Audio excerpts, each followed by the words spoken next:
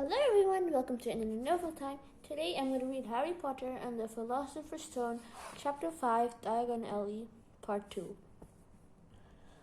One of them was smoking on a long pipe. A little man in a top hat was talking to the old barman, who was quite bald and looked like a gummy walnut. The low buzz of clatter stopped when they walked in. Everyone seemed to know Hagrid. They waved and smiled at him. And the barman reached out for a glass, saying, "The usual, Hagrid?" "Can't, Tom. I'm on a Hogwarts business," said Hagrid, clapping his great hand on Harry's shoulder and making Harry's knees buckle. "Good Lord," said the barman, peering at Harry. "Is it? This can't be." The Leaky Cauldron had suddenly gone completely still and silent. "Bless my soul," whispered the old barman. "Harry Potter? What an honor." He hurried out from behind the bar, rushed towards Harry, and seized his hand, tears in his eyes. "Welcome back, Mr. Potter, welcome back." Harry didn't know what to say. Everyone was looking at him. The old woman with the pipe was puffing on it without realizing it had gone out. Hagrid was beaming. Then there was a great scrumping of chairs, and next moment Harry found himself shaking hands with everyone in the Leaky Cauldron. "Doris Crockford, Mr. Potter. Can't believe I'm meeting you at last. So proud, Mr. Potter. I'm just so proud. Always wanted to shake hands with you. Always wanted to shake your hand. I'm all of a flutter. Delighted, Mr. Potter. Just can't tell you. Diggle is the name. Della Diggle. I've seen you before," said Harry as Daedalus Diggle top hat fell off in his excitement.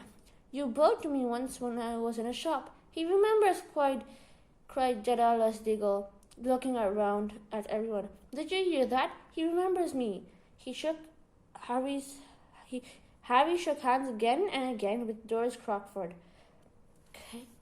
Doris Crockford kept coming back for more. A pale young man made his way forward, very nervously. One of his eyes were twitching. "Professor Quirrell, said Hagrid. "Harry, Professor Quirrell will be one of your teachers at Hogwarts." "Potter," stormed Professor Quirrell, grasping at Harry's hand. "Can't tell you how pleased I am to meet you."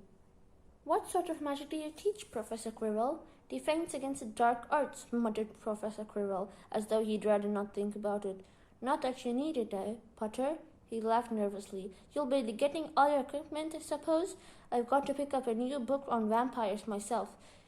He looked terrified at the very thought. But the others wouldn't let Professor Quirrell keep Harry to himself. It took almost 10 minutes to get away from them all. At last, Hagrid managed to make himself heard over the babble. "Must get on. Lots to buy. Come on, Harry." Doris Crockford shook Harry's hand one last time, and Hagrid led them through the bar and out into a small walled courtyard where there was nothing but a dustbin and a few weeds. Hagrid grinned at Harry. "Told you, didn't I? Told you were famous. Even Professor Quirrell was trembling to meet you. Mind you, he's usually trembling." "Is he always that nervous?" "Oh yeah, poor block. Brilliant mind. He was fine while he was studying on books, but then he took off a year to get off to some first-hand experience. They say he met vampires in the Black Forest, and there were a nasty bit of trouble with the hag. Never been the same since. Scared of the students, scared of his own subject. Now, where's my umbrella?" Vampires, hags. Harry's head was swimming. Hagrid, meanwhile, was counting bricks on the wall above the dustbin. 3 up, 2 across, he muttered. "Right, stand back, Harry." He tapped the wall 3 times with the point of his umbrella. The brick he touched quivered. It wriggled. The middle of the small hole appeared. It grew wider and wider, and a second later they were facing an archway large enough even for Hagrid. An archway onto a cobble street which twisted and turned out of sight. "Welcome," said Hagrid, "to Diagon Alley." He grinned at Harry's amazement. They stepped through the archway. Harry looked quickly over his shoulder and saw the archway shrink instantly back to a solid wall. The sun shone bright on a stack of cauldrons outside the nearest shop. Cauldrons, all sizes, copper, brass, pewter, silver, self-straining, collapsible, said the sign hanging over them. Yeah, you'd be needing one, said Hagrid, but we've got to get your money first. Harry wished he had about 8 more eyes. He turned his head in every direction as they walked up the street, trying to look at everything at once. The shops, the things outside them, the people doing their shopping.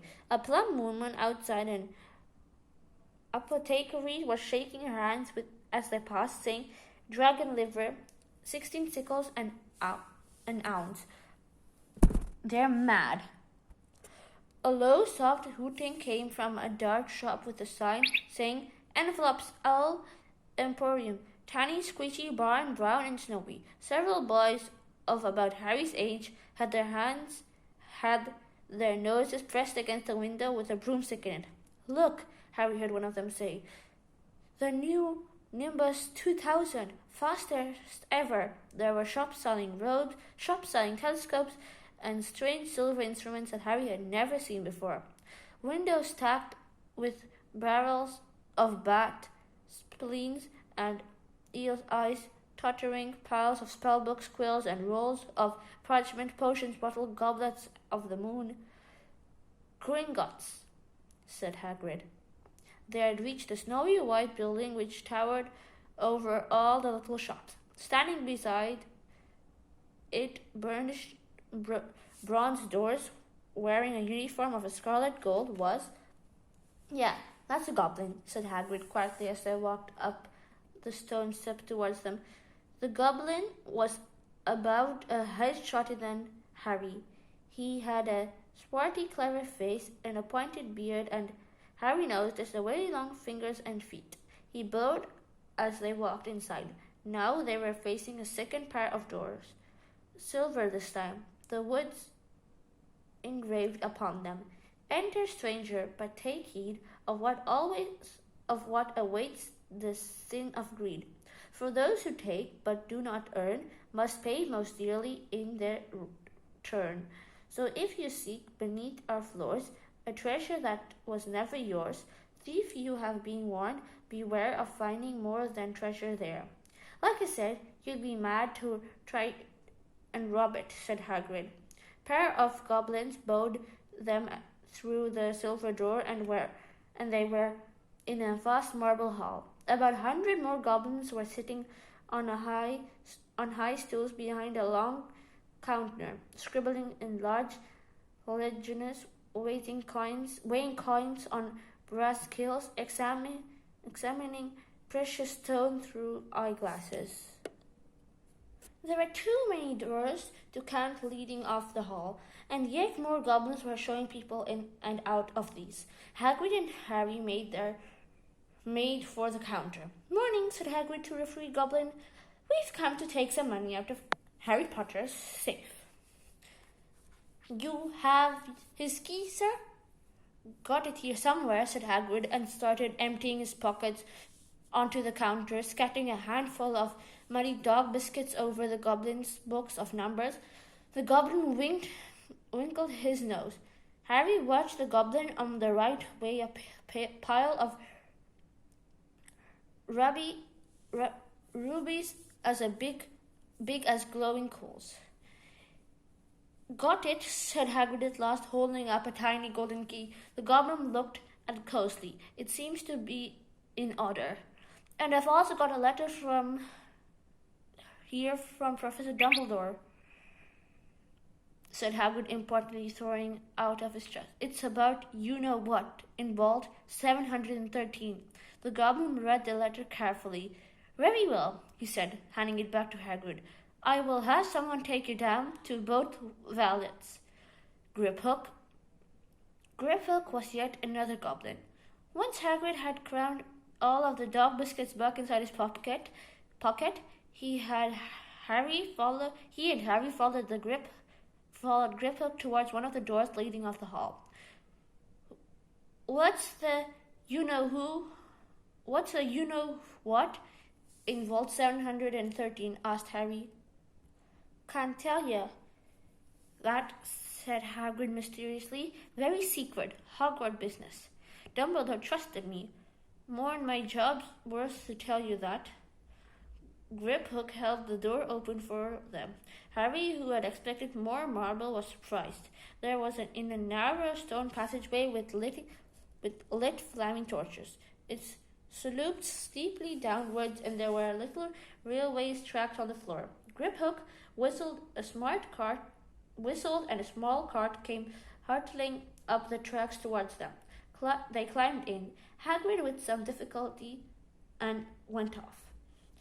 At first, they just hurtled through a maze of twisting passages. Harry tried to remember left, right, left, middle fork, right, left, but it was impossible. The rattling cart seemed to know its own way, because Griphook wasn't steering. Harry's eyes stung as the cold air rushed past them, but he kept them wide open. Once he thought he saw a burst of fire at the end of the passage, and twisted around to see if it was a dragon, but too late. They plunged even deeper, passing an underground lake where huge stalactites and stalagmites grew from the ceiling and floor. I never know, Harry called to Hagrid over the nose of the cart. What's the difference between a stalagmite and a stalactite? Stalagmites got in it, said Hagrid. And don't ask me questions just now. I think I'm going to be sick.